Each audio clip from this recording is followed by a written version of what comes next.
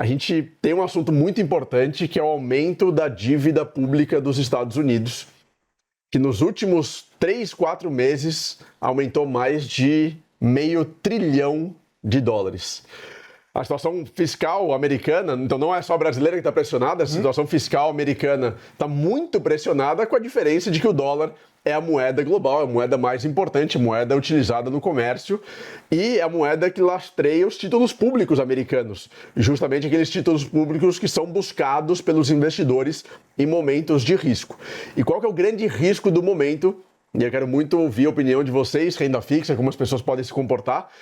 Mas o grande risco do momento é o seguinte: se os países pararem de confiar no dólar, porque a dívida pública está cada vez mais alta, se houver uma queda da confiança dos países no dólar, eles param de comprar títulos públicos. Se eles param, ou caso parem de comprar títulos públicos, isso pode gerar uma espiral, ou gerar uma crise no dólar, uma perda de confiança, uma desvalorização do dólar, uma dificuldade ainda maior de pagamento da dívida pública. Países que têm reservas gigantescas em dólar, como é o caso do Brasil, também podem sofrer. Ou seja, os cavaleiros do apocalipse aqui, não tem sido um ano fácil, 2026, nesse começo do ano, mas, Marília, renda fixa dolarizada, que é buscada por muitas pessoas e é considerada a mais segura do mundo, não parece ser tão segura atualmente. Pois é, essa discussão do momento no mercado financeiro, né? Como é que você tem um juro americano, o juro americano de longuíssimo prazo, mais de 20 anos, mais de 30 anos, que era um juro muito procurado por banqueiros centrais e por investidores institucionais do mundo todo, agora está em xeque. Então, o que a gente viu foram países como, por exemplo, China, Japão, reduzindo a quantidade que eles têm de treasury, de dívida americana,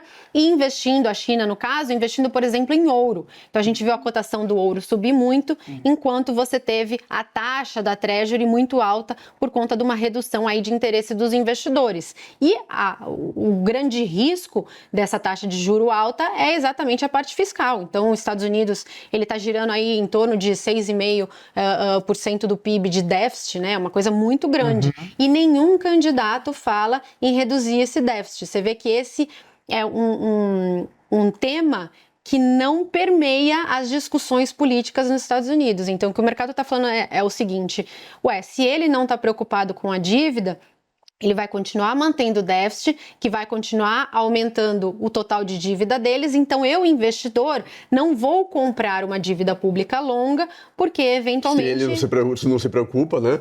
E só a guerra do Irã, a guerra dos Estados Unidos no Oriente Médio, está aumentando a dívida pública em 1 bilhão só do conflito, fora todo o resto do dinheiro para manter a máquina pública, né?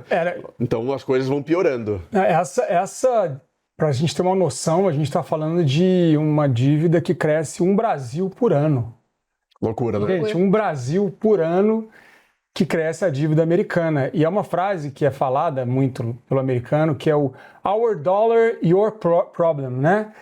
Our dollar, your problem. O nosso dólar, o seu problema, que é o paradoxo americano. Eles têm emitem a moeda mais valorizada, são a reserva mais buscada, porém, com essa dívida aumentando, isso é um risco para todo mundo. E isso tem lá, de novo, as teorias do apocalipse, que esse poderia ser um possível motivo ou razão por uma grande quebra nos mercados, ou a próxima grande quebra seria causada pela situação fiscal americana. Se nós lembrarmos, a última quebra gigantesca foi em 1929.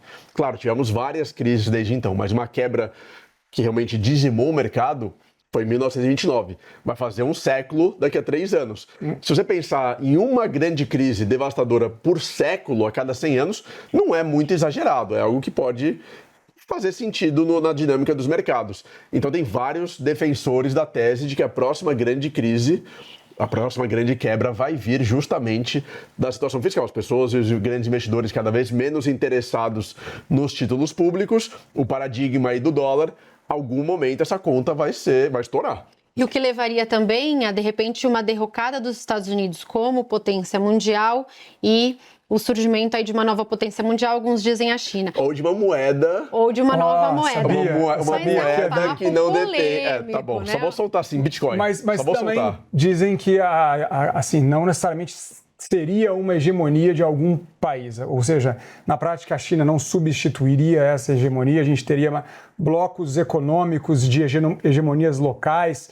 Tem de tudo, tem gente falando de tudo, mas o que acho que é importante para o investidor entender é muita gente que aposta nos Estados Unidos, colocou investimento, dolarizou o patrimônio, que eu sou a favor, tá? Uma parte, porque compõe a diversificação, mas não aposte todas as suas fichas, né, em um lugar só. Então a gente está vendo risco lá nos Estados Unidos, vale Bitcoin, vale ouro, vale muita coisa nesse momento.